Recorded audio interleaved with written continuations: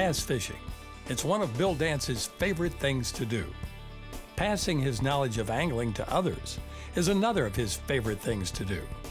In today's episode, our host will be doing just that by answering some of the numerous questions our viewers send through email and social media and even by U.S. mail. Let's join him on the lake. I believe he's already into the fight. I mean, he was straight out of the boat.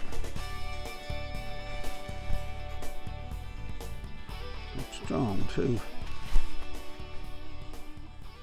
There's another one right there with him, about the same size.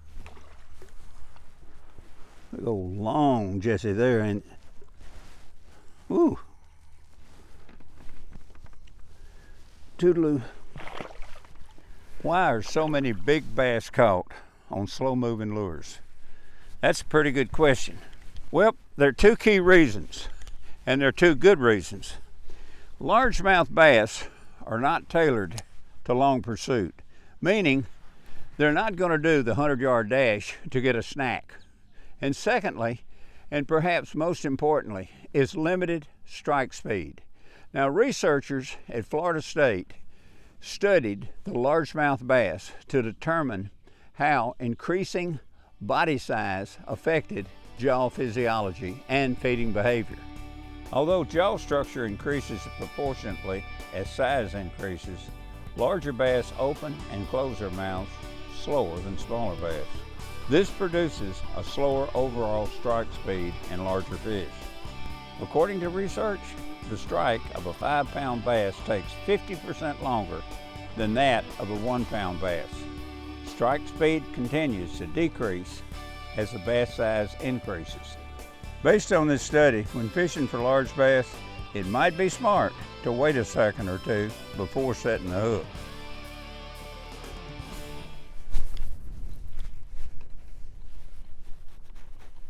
Whoa, nice one.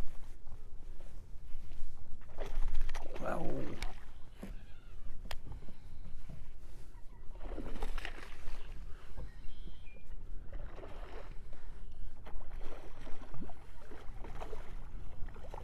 What you gonna do, Buster? Huh? What you gonna do? Huh? Gonna show off a little?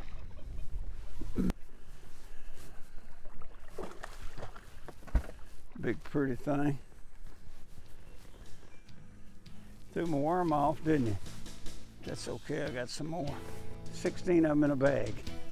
Here's a good question. When fishing heavy cover, what type of rod and reel is best for casting when using light lures, such as lightweight spinnerbaits, jigs, or crankbaits? Well, my choice is a 7-foot, medium heavy spinning rod with a wide spool reel. Now, the key ingredient here is your line. I use Strand Super Braid with a strength of 20-pound test, and it's got about a 6-pound mono diameter.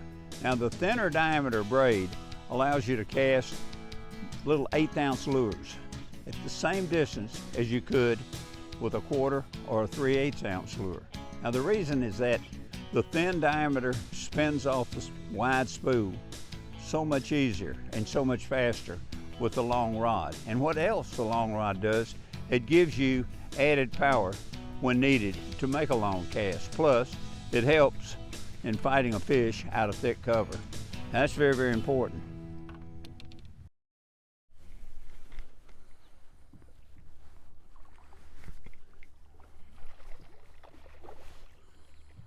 Where are you hooked in the mouth?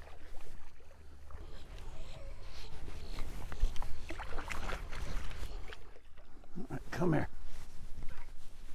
Got you. And a fat one too.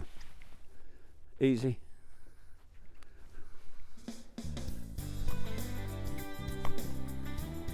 Got it. Webster defines special edition as an extra edition or new version of something that differs from the regular format or design. Well, take a look at this Bill Dance Special Edition spinning combo, an ideal crappie rig available in 6 and 6.5 foot, and cast line weights from 4 to 10 pound tests. IM6 graphite rod with D-ring and EVA handle. The reel comes with continuous and reverse, optional, right or left-handed retrieve, front drag, and aluminum spool. Now, if you like a fun fight, you'll really like this Bill Dance Special Edition. Tell you what, give one a try. They're available at Bass Pro Shops and Cabela's.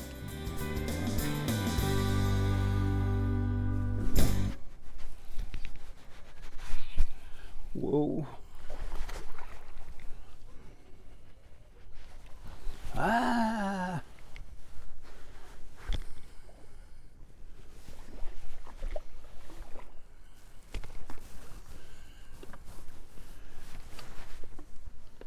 No, you didn't get my worm.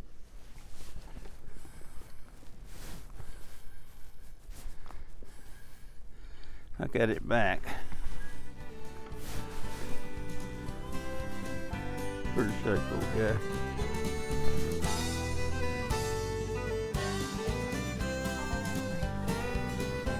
Fat. Toodaloo. Here's a question from a fella in Arkansas who fishes muddy water from time to time. Why are the fish I catch in murky, muddy water so white or pale in color? The lack of light penetration below the surface is what causes fish to lighten up. It's governed by sunlight penetration.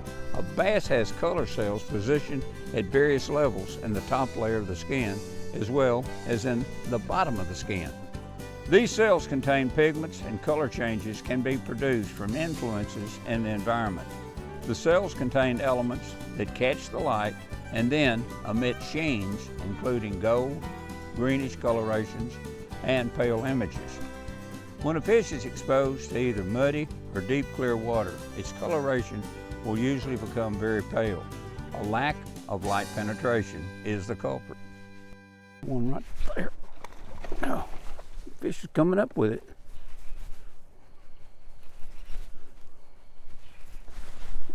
Oh, tugging, baby.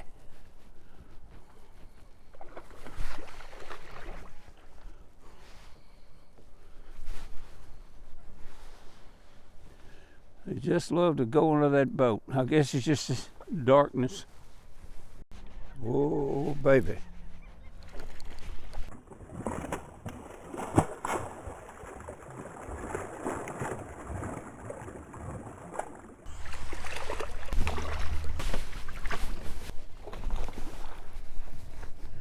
All right, say open up. There we go. Okie dokie. Here's a question concerning sight. Can you elaborate a little about just how well a bass can see? Biologists and ichthyologists have discovered that a bass's eye receives 5 times more light than ours does. In other words, a bass's eye is 5 times more sensitive to light than that of the human eye, which allows them to see at much lower light levels and at much greater distances. Researchers say that a fish can see more than 40 feet in relatively clear water. Wearing a diving mask, a person can see 10 to 12 feet in similar conditions. Now in stained water, where we can see 2 to 4 feet, tests show that bass can see approximately 14 to 16 feet. Now in muddy water, where a human's vision might be limited to just 6 inches or so, bass can see 3 to 5 feet. So it's obvious that water clarity should be one of your main concerns in selecting the proper bait. Even before you wet a line, just knowing the water clarity can offer some clues about the preferred depth of the bass. As a general rule, the clearer the lake, the deeper the fish will hold. In dingy to muddy water, the fish will hold much shallower and usually relate to cover.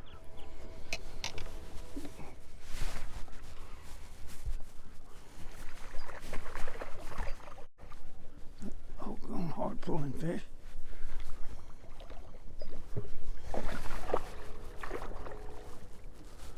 Still quit.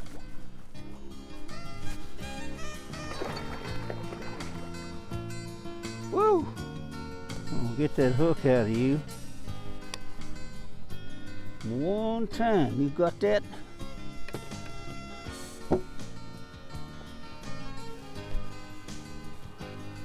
I did. Toodaloo. We hope this episode has given you some new insight into catching the mighty largemouth bass. Bill enjoys answering your questions, so keep them coming, and we'll try to answer them in future episodes. Until then, be safe on the waters, and we'll catch you next time. Now I've gone fishing with Bill Dance today.